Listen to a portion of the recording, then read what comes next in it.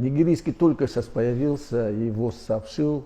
Она симптомы у всех мутированных форм одинаковые.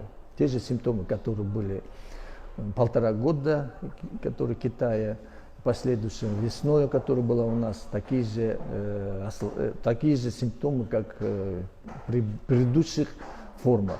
Но она агрессивность, то есть заразность, она очень большая. И второе то, что многие дают осложнения, быстрое осложнение. Поэтому мы боимся мутированных формах, и наши медики готовятся к этому. Насчет подготовки, расскажите. К настоящему времени вы сами заметили, что третья волна в сравнении с прошлым годом больных было 3-4 раза больше, а смертность на 10 раз меньше. Вы помните, что у нас не хватало койко-мест.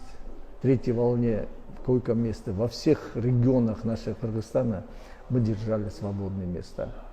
Самая большая заболеваемость была в Бишкеке. Мы держали около 300-400 койка каждый день. И второе, в прошлом году нехватка лекарства была. Имеется у нас запас на 3-4 месяца, в других регионах от Чуйской области, Бишкеке на 2-3 месяца. И тоже средства индивидуальной защиты на 2-3 месяца у нас запас есть.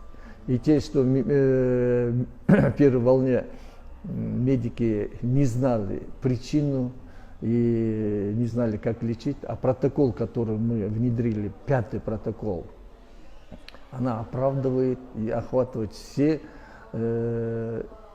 лечение всех симптомов COVID-19 при индивидуальном лечении. Наши ученые, наши медики работают при любых появлении симптомов, появлении каких-то. Я так думаю, что мы будем лечить и будем готовы к 4-й волне. 4-я волна, я так думаю, что она, может быть, волна, может быть, нет, будет в конце ноября, декабре, потому что в осенне-зимнее время появляются простудные заболевания, и автоматически ослабевает организм, а ковид-вирус будет все равно существовать в Кыргызстане, эти люди будут болеть. Мы будем готовы.